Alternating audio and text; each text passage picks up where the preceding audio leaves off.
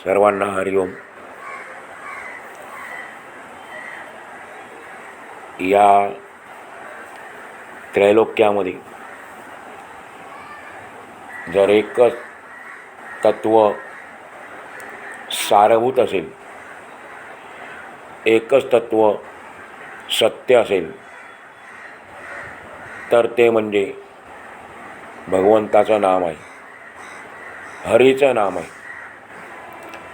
त्याशिवाय इतर सर्व तत्व जी आहेत ती सर्व तत्व निष्फळ होणारी आहेत, फलदायी नाही. असं एकतत्व जे हरीचं नाम आहे ते आपण दृढपूर्वक, निश्चयपूर्वक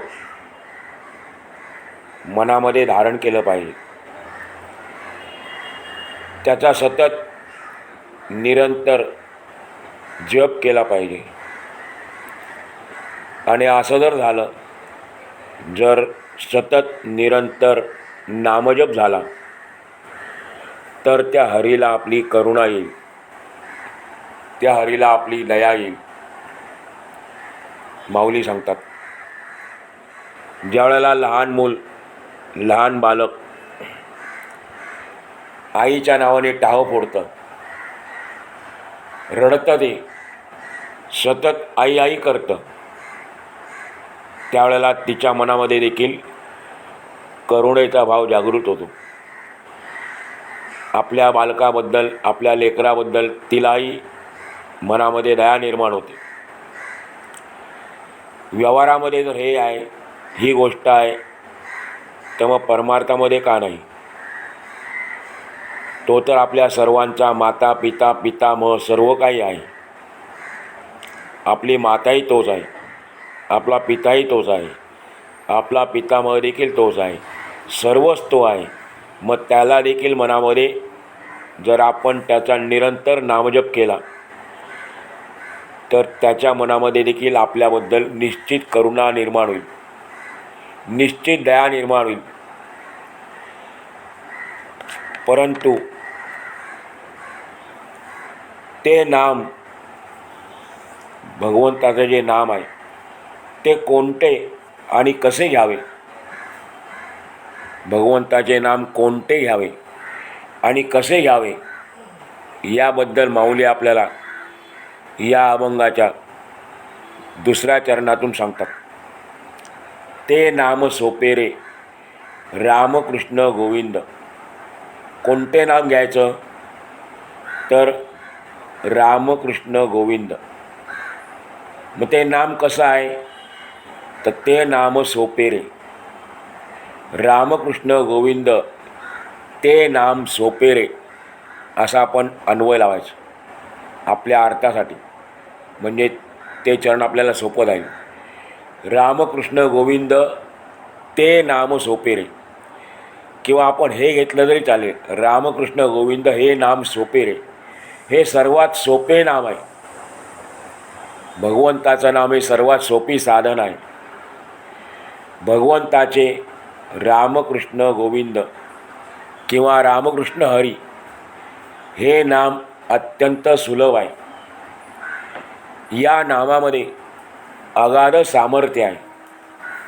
भगवंताच्या नामामध्ये अगाध सामर्थ्य आहे. नामजप केल्याने आपल्या अंतःकरणातील लोभ, द्वेष, मत्सर, स्वार्थ, मोह, दंभ, अहंकार, काम, क्रोध इत्यादी हे असुरी दोष आहेत, हे विकार आहेत. भगवंताचा नामजप केल्याने या दोषांचा नाश होतो, या सर्व विकारांचा नाश होतो. आणि त्या भक्ताच्या अंतःकरणात, त्या नामधारक भक्ताच्या अंतःकरणामध्ये भगवंत नित्य वास्तव्य करतो. याविषयी तुकाराम महाराज आपला अनुभव सांगतात. तुका म्हणे देह भरिला विठ्ठले, तुका म्हणे देह भरिला विठ्ठले, काम क्रोधे केले घर रीते.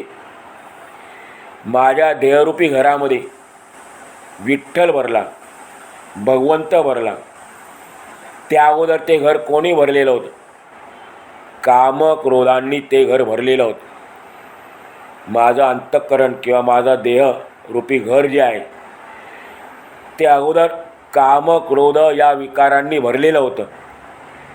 पण ज्या वेळेला विठ्ठल नामाने प्रवेश केला त्यावेळेला हे काम क्रोध हळूहळू निघून गेले. ते घर रिकामं झालं आणि त्या ठिकाणी वास्तव्य फक्त भगवंताचं झालं. विहिरीमध्ये सोडलेली घागर लगेच काही पाण्याने भरून येत नाही, तर पाणी आत जाण्यासाठी घागर थोडीशी कलती करावी लागते, म्हणजे थोडी वाकडी करावी लागते. आणि मग घागरीमध्ये पाणी हळूहळू बाहेर भरते. घागरीमध्ये अगोदर असलेली हवा जी आहे ती हवा बाहेर पडते आणि नंतर हळूहळू पाणी आत शिरते आणि त्यानंतर मग घागर पाण्याने पूर्ण भरून जाते. त्याप्रमाणे भगवंताच्या नित्य नामस्मरणाने निरंतर नामजप केल्याने आपल्या अंतःकरणातील विकार दोष हळूहळू बाहेर पडतील. जसे भगवंताचे नाम अंतःकरणात प्रवेश करील तसे आपले अंतःकरण भगवंतमय होईल.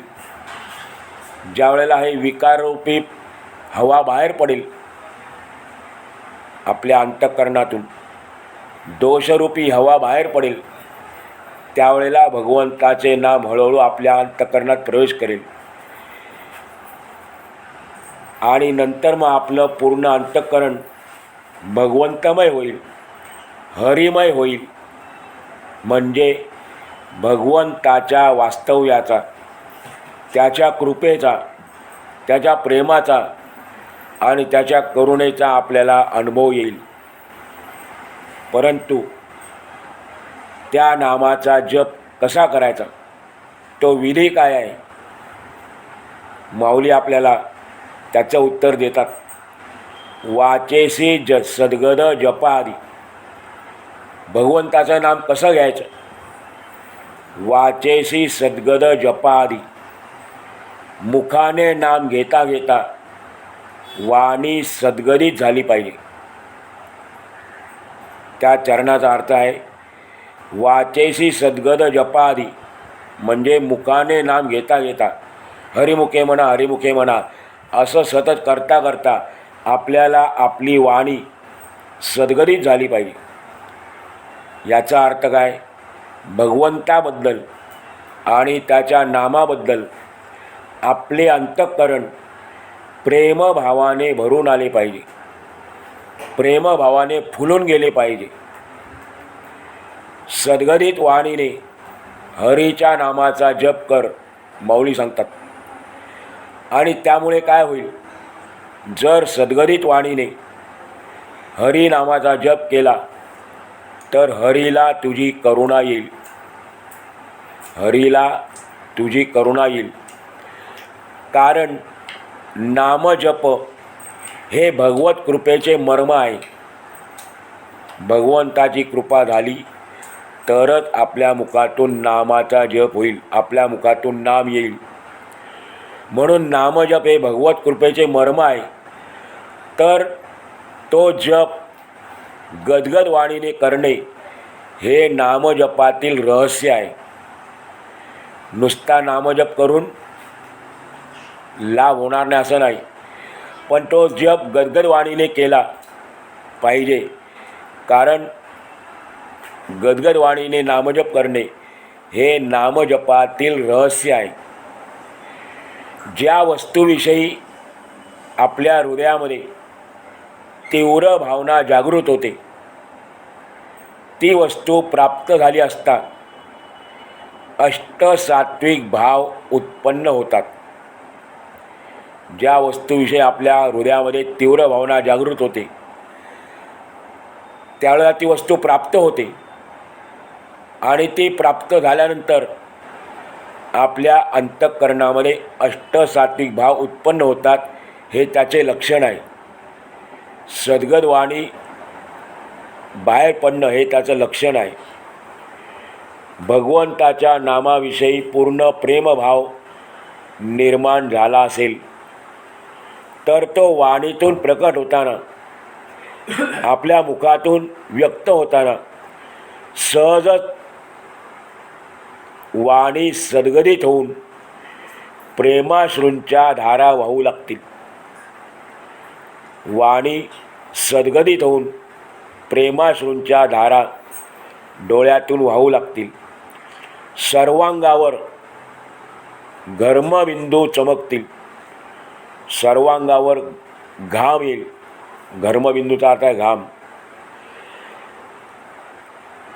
ही भगवत प्रेमाची पराकाष्ठा आहे. वाणी सद्गतीत होऊन प्रेमाश्रूच्या धारा डोळ्यातून बाहेर पडणे, सर्वांगावर घर्मबिंदू येणे ही भगवत प्रेमाची पराकाष्ठा आहे.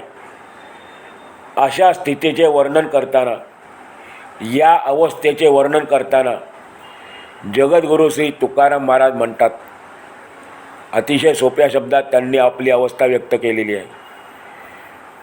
सर्व साधू संतांनी भगवंताचं नाम अशाच पद्धतीने घेतलेलं आहे. वाणी सद्गदित झाली आणि त्याचा परिणाम काय आहे? कंठी प्रेम दाटे, नयनी नीर लोटे, हृदयी प्रगटे रामरूप. सोपं सांगितलेलं आहे. ज्यावेळेला आपल्या मनामध्ये, आपल्या अंतःकरणामध्ये भगवंताच्या नामाविषयी, भगवंताविषयी पूर्ण प्रेमभाव जागृत होतो, त्यावेळेला आपल्याला कंठी प्रेम दाटे, आपल्या कंठामध्ये भगवंताबद्दल प्रेम निर्माण होते, प्रेम दाटून येतं. त्याचा परिणाम नयनी नीर लोटे, डोळ्यातून आनंदाश्रू, प्रेमाश्रूंच्या धारा वाहू लागतात. आणि मग पुढे वर्णन केलेलं आहे, हृदयी प्रगटे रामरूप. आपल्याला अंतःकरणामध्ये, हृदयामध्ये रामरूप प्रगट होतं. श्रीमद भागवतामध्ये भगवान उद्धवाला सांगतात, अंगावर रोमांच उभे राहून हृदय गदगदित झाल्याशिवाय, नेत्रातून आनंदाश्रू गळल्याशिवाय अंतःकरण शुद्ध कसे होणार? उद्धवाला सांगितलेला आहे. कंठ दाटून येण्याचा अर्थ काय आणि त्याचा परिणाम काय? अंगावर रोमांच उभे राहून हृदय गदगदित किंवा सद्गदित, दोन्हीचा अर्थ एकच आहे. नेत्रातून आनंदाश्रू गळल्याशिवाय, प्रेमाश्रू गळल्याशिवाय अंतःकरण शुद्ध होणार नाही. भक्तिसूत्रामध्ये भक्तीचे आचार्य श्री नारद महामुनी हा विचार व्यक्त करताना म्हणतात, भक्ताच्या अंतःकरणामध्ये आपल्या उपास्य देवतेविषयी, आपल्या आराध्य देवतेविषयी, उपास्य म्हणजे आपण ज्याची उपासना करतो, आराध्याचा अर्थ आहे आपण ज्याची आराधना करतो. तर भक्ताच्या अंतःकरणामध्ये आपल्या उपास्य देवतेविषयी, आराध्य देवतेविषयी जेव्हा आत्यंतिक प्रेम निर्माण होते, तेव्हा जर दुसरा तशाच अवस्थेचा भक्त त्याला भेटला, जर तशाच अवस्थेचा दुसरा भक्त त्याला भेटला, तर परस्परांशी संवाद करताना, एकमेकांशी संवाद करताना, अर्थात तो संवाद, ती चर्चा भगवंताविषयीच असते, इतर विषयच नसतो. अशा रीतीने एकमेकांशी संवाद करताना त्यांचा कंठ दाटून येतो, अंगावर रोमांच उभे राहतात, डोळ्यामध्ये अश्रू येतात. आणि असे भक्त आपल्या कुळांना, कुळाला नाही, आपल्या कुळांना आणि पृथ्वीला सुद्धा पावन करतात, पवित्र करतात. भक्ती सूत्रामध्ये आचार्य नारद महर्षींनी हा विचार मांडलेला आहे. अर्जुनाची देखील बऱ्याच वेळेला अशी अवस्था झालेली आपल्याला पाहायला मिळते. भगवद्गीतेचा अभ्यास करताना आपल्याला वर्णन करताना भगवंताने त्या ठिकाणी तशी अवस्था आलेली सांगितलेलं आहे. रोमांच दाटून येतात, कंठ दाटून येतो, डोळ्यामध्ये अश्रू निर्माण होतात. थोडक्यात नामाच्या सतत अभ्यासाने चित्त जसे पवित्र बनून भगवत प्रेमयुक्त बनेल तशी ही अवस्था प्राप्त होत जाते. एकदम आपल्याला सद्गतित वाणी होणार नाही, एकदम आपल्याला ही अवस्था प्राप्त होणार नाही. त्याच्याकरता आपल्याला नामजपाचा अभ्यास करायला लागेल आणि तो आपण सतत केल्यानंतर चित्त जसे पवित्र होईल तसे आपले अंतःकरण भगवत प्रेमयुक्त बनेल. आपल्या अंतःकरणामध्ये भगवंताबद्दल प्रेम निर्माण होईल आणि ते प्रेम निर्माण झाल्यानंतर मग आपल्याला ती अवस्था प्राप्त होईल. म्हणून माऊली म्हणतात, वाचेसी सद्गद जपा आदी. हे साधका, हे नाम तू आधी जप.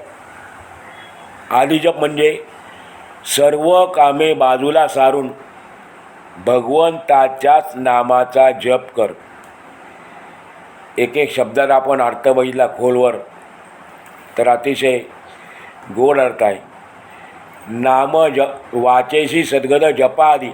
आधी जपा किंवा आधी जप म्हणजे काय, तर ही सर्व कामे बाजूला सारून प्रथम भगवंताच्या नामाचा जप कर. दुसरी गोष्ट म्हणजे अशी आहे, मानवी आयुष्य अत्यंत अल्प असल्याने वेळ वाया न घालवता आधी नामजप कर, असा त्या जपा आधीचा अर्थ आहे. मानवी जीवनाची सार्थकता परमेश्वर प्राप्ती, मोक्ष प्राप्तीमध्येच आहे आणि त्यासाठी या कलियुगामध्ये भगवंताच्या नामासारखे सुलभ, सुगम आणि शीघ्र फल देणारे म्हणजे मोक्ष प्राप्त करून देणारे साधन अन्य कोणतेही नाही. त्यामुळे माऊली अभंगाच्या 3ऱ्या चरणात म्हणतात, नामा परते तत्व नाही रे अन्यथा. बाबा रे, जीवाला मोक्षापर्यंत नेण्याची शक्ती फक्त आणि फक्त भगवंताच्या दिव्य नामातच आहे. नामाशिवाय अन्य कोणतेही श्रेष्ठ तत्व या जगात नाही, यात जराही संशय नाही. अन्यथाचा आपण अर्थ पाहिला होता, संशय. नामाशिवाय अन्य कोणतेही तत्व या जगात नाही, यामध्ये जराही संशय नाही. नामसाधनेशिवाय अन्य साधना केली, अन्य मार्गाने गेलो तर ती आपल्याला दुःखदायक भोगाकडे नेतात. आपल्याला वाटतं की तो सुखोपभोग आहे, परंतु तो सुखो नसून या सर्व साधना शेवटी परिणामी दुःखदायक असतात. यज्ञयागादी स्वर्गभोगातच गुंतवतात.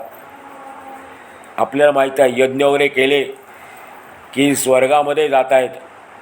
100 यज्ञ पूर्ण झाले की स्वर्गाचं स्थान मिळतं, पण तिथेच गुंतून पडतात आणि ते सर्व पुण्य संपलं की पुन्हा आपल्याला ते स्थान सोडायला लागतं. म्हणजे पुन्हा दुःखरूपी या मृत्यूलोकामध्ये यावं लागतं. सांगायचं तात्पर्य काय, यज्ञयागादी स्वर्गभोगातच गुंतवतात. तपसाधनेने कामक्रोध निर्माण होतात. तपश्चर्या केल्याने अंगामध्ये, आपल्या मनामध्ये, हृदयामध्ये कामक्रोध निर्माण होतात. जर आपण उदाहरणं शोधायची म्हटली तर बरीच उदाहरणं सांगता येतील. महान तपस्वी विश्वामित्र, महान ऋषी अगस्ती आणि बरेच आहेत. महान असून देखील, ऋषी असून देखील त्यांना क्रोधाचा त्याग करता आला नाही. म्हणून तपसाधनेने कामक्रोध निर्माण होतात आणि जिथे काम आहे तिकडे राम नाही आणि जिथे राम आहे तिकडे काम नाही. ज्ञानसाधनेमुळे अभिमान वाढतो. आपण ज्ञान वाढवण्याचा प्रयत्न केला, ती साधनाच आहे, प्राप्त केलं पाहिजे. परंतु त्या ज्ञानमार्गाने आपल्याला अहंकार वाढतो, अभिमान वाढतो. म्हणून या साधनाच्या मागे न जाता नामसाधनेचा स्वीकार करा. माऊली सांगतात, अन्य साधनेच्या आहारी जाऊ नका, नामसाधनेचा स्वीकार करा, नाममार्गाने जा. म्हणून कारण का याशिवाय अन्य साधनांचा घाईघाईने स्वीकार केला तर आपले आयुष्य व्यर्थ जाईल. नामसाधनेशिवाय अन्य साधनांचा घाईघाईने स्वीकार केला तर आपले आयुष्य व्यर्थ जाईल. तसे तुम्ही आयुष्य वाया घालू नका. म्हणून पुढे माऊली सांगतात, नामापरते तत्व नाही रे अन्यथा, वाया आणिका पंथा जाशी धणी. इतर साधनांचा अवलंब केला तर तू आपलं आयुष्य वाया म्हणजे व्यर्थ घालवशील. श्री शुकाचार्य भागवतामध्ये सांगतात, परीक्षित राजाला, संसारी पुरुषाला म्हणजे प्रापंचिक पुरुषाला भगवान वासुदेवांच्या ठिकाणी दृढभक्ती ज्या मार्गाने जडेल, त्याच्या अंतःकरणामध्ये ठसेल, त्यासाठी नामजपाशिवाय दुसरा श्रेयस्कर अन्य कोणताही मार्ग नाही. संसारी पुरुषाला भगवान वासुदेवाच्या ठिकाणी दृढभक्ती जडेल, दृढभक्ती निर्माण होईल, त्यासाठी नामजपाशिवाय दुसरा अन्य श्रेयस्कर मार्ग नाही. म्हणून वाया आणिक पंथा जाशी जणी. अभंगाच्या अंतिम चरणात माऊली सांगते, ज्ञानदेवा मौन जपमाळा अंतरी. ज्ञानदेवा मौन जपमाळा अंतरी, धरोनी श्रीहरी जपे सदा. मुखाने नाम घ्यायचं त्याला वाचिक जप म्हणतात. पण या वाचिक जपापेक्षा मानसिक जपाची योग्यता अधिक आहे. मनाने जप करणं त्याची योग्यता अधिक आहे. वाचिक जपापेक्षा मानसिक जपाची योग्यता अधिक आहे. त्यासाठी साधकाला मौनाची आवश्यकता असते. साधकाने मौन धारण करणे गरजेचे आहे. वाणी जर मोकळी असेल, वाणी मुक्त असेल, तर तिच्यामध्ये निंदा, असत्य भाषण इत्यादी दोष निर्माण होतात. म्हणजे आपण जर आपल्या वाणीला मोकळं सोडलं, विषयांच्या रानामध्ये सोडलं, तर आपल्याकडून निंदा होते, आपण असत्य बोलतो आणि असे अनेक प्रकारचे दोष निर्माण होतात. म्हणून माऊली सांगतात, मौनाचं म्हणजे मानसिक जपाचं महत्त्व अधिक आहे. त्यासाठी हे साधका, तू अंतरी जपमाळ ठेव, तू अंतरी जपमाळ ठेव, मौन धर आणि सदैव श्रीहरीच्या नामाचा जप कर. अंतरी जपमाळ ठेव, मौन धर आणि सदैव हरीच्या नामाचा जप कर. म्हणजे विषयाच्या चर्चेविषयी वाचेमध्ये मौन धारण कर. विषयाची चर्चा आपल्या वाचेने करू नको, त्याबाबत मौन धारण कर. आणि अंतःकरणामध्ये जपमाळ धरून आपण हातात घेतो वाचिक जप करताना तशी आवश्यकता नाही. अंतःकरणामध्ये जपमाळ धरून भगवंताच्या नामाचा जप केल्याने निश्चित परमात्म प्राप्ती होईल, मोक्ष प्राप्ती होईल. ज्यावेळेला आपण हातामध्ये माळ घेऊन जप करतो त्यावेळेला आपण काही वेळेला संकल्प केलेला असतो की एवढ्या माळा मी जपेन, आणि मग आपण तेवढा जप झाल्यावरती ती माळ ठेवून देतो. पण हा जो जप करायचा आपल्याला, हरिमुखे म्हणा किंवा आतंगीला तसं रामकृष्ण हरी किंवा रामकृष्ण गोविंद, तो आपल्याला सातत्याने करायचा आहे. त्याची आपल्याला मोजदाद करायची नाही आहे, गिनती करायची नाही आहे. प्रत्येक श्वासाबरोबर तो व्हायला पाहिजे. त्यामुळे म्हटलेलं आहे, अंतःकरणामध्ये जपमाळ धर आणि नामाचा जप कर. नामजप सतत चालू ठेव, म्हणजे परमात्मा प्राप्ती होईल, मोक्ष प्राप्ती होईल.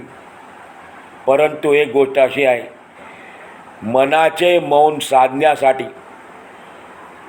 आपल्या मनाला नामचिंतनाकडे लावले पाहिजे. आणि तिकडे लावण्यासाठी वाणीनेही नित्य नामस्मरण केले पाहिजे. मानसिक जप करायचा आपल्याला, पण त्याच्यावर आपल्याकडून वाणीचा जप झाला तर मानसिक जप होईल. जर वाणीने जप केला नाही तर मानसिक जप होणार नाही. म्हणून मनाचे मौन साधण्यासाठी मनाला नामचिंताकडे लावले पाहिजे आणि तिकडे लावण्यासाठी वाणीनेही नित्य नामस्मरण केले पाहिजे. नामस्मरणाने मौन भंग होत नाही. जर आपल्या मनात शंका असेल तर तसं काही नाही. नामस्मरण केल्याने मौन भंग होत नाही, किंबहुना ते अखंड सुरू राहणे हेच खरे मौन आहे. नामस्मरण अखंड सुरू राहणे हेच खरे मौन आहे. म्हणजे आपण बोलायचंच नाही का, असं नाही आहे. ज्यावेळेला आपल्याला नितांत गरज आहे, आवश्यकता आहे, तिकडे बोललंच पाहिजे. मग मौन धारण करायचे याचा अर्थ काय? भगवंताच्या नामाचा जप अखंड सुरू राहणे हेच खरे मौन आहे. शांतीब्रह्म संत एकनाथ महाराज सांगतात, रामनामाचे जे स्मरण या नावगा महामौन. रामनामाचे जे स्मरण या नावगा महामौन. या ठिकाणी नावचा अर्थ आहे म्हणजे, नाव शब्दाचा अर्थ आहे म्हणजे. काय सांगतात एकनाथ महाराज? रामनामाचे जे स्मरण आहे त्याचेच नाव म्हणते म्हणजे महामौन आहे. नुसतं मौन नाही, ते त्याला महामौन म्हटलेलं आहे. पुढे लिहितात ते, वेदे नाम स्तविले पूर्ण शुद्ध अध्ययन हरिनाम. वेदे नाम स्तविले पूर्ण. वेदाने देखील या नामाची स्तुती केलेली आहे. असं ते शुद्ध हरिनाम आहे. भगवंताचं नाम कसं आहे? अत्यंत शुद्ध आहे. ते अखंड आपल्या मुखाने मनाने जप करणं याचंच नाव मौन आहे. शास्त्रामध्ये 3 प्रकारचे जप सांगितलेले आहेत. जपाचे 3 प्रकार सांगितलेले आहेत. पहिला जप आहे वाचिक जप. दुसरा जप आहे उपांशु. उपांशु पावर अनुस्वार आहे आणि शामृगातला पहिला उकार. दुसरा जप आहे उपांशु आणि तिसरा आहे मानसिक. मग या 3 जपांचा आपण थोडक्यात अर्थ बघूया. वाचिक जप म्हणजे साधारण व्यवहारामध्ये आपण बोलतो त्या आवाजात जप करणे, म्हणजे थोडक्यात सर्वांना ऐकू जाईल असा जप करणे, त्याला म्हणायचं वाचिक जप. उपांशु म्हणजे आपला शब्द आपल्याच कानाला ऐकू येईल इतक्या हळू आवाजात जप करणे. शब्द बोलायचा, नाम घ्यायचं, परंतु ते नाम आपल्याच कानाला ऐकू येईल इतक्या हळूहळू जप करणे त्याला म्हटलेलं आहे उपांशू जप. आणि मानसिक जप म्हणजे ओठ किंवा जीभ न हलवता, ओठ किंवा जीभ न हलवता केवळ मनाने जप करणे याला म्हणतात मानसिक जप. वाचिक जपापेक्षा उपांशू जप सहस्त्रपटीने श्रेष्ठ आहे आणि उपांशू जपापेक्षा मानसिक जप त्याच्यापेक्षा सहस्त्रपटीने श्रेष्ठ आहे. म्हणून माऊली म्हणतात, श्रीहरीला अंतरी धरून म्हणजे भगवंताला अंतरी धरून अंतःकरणामध्ये धरून मौनपूर्वक जप कर, ते सांगितलेलं आहे 4थ्या चरणामध्ये. ज्ञानदेवा मौन जपमाळ अंतरी धरोनी श्रीहरी जपे सदा. मानसिक जपाची पहिली पायरी वाचिक जप असल्याने माऊली सांगतात त्याप्रमाणे आपणही सुरू करूया, आपणही ते घेऊया. वाचिक जप हरिमुखे म्हणा, हरिमुखे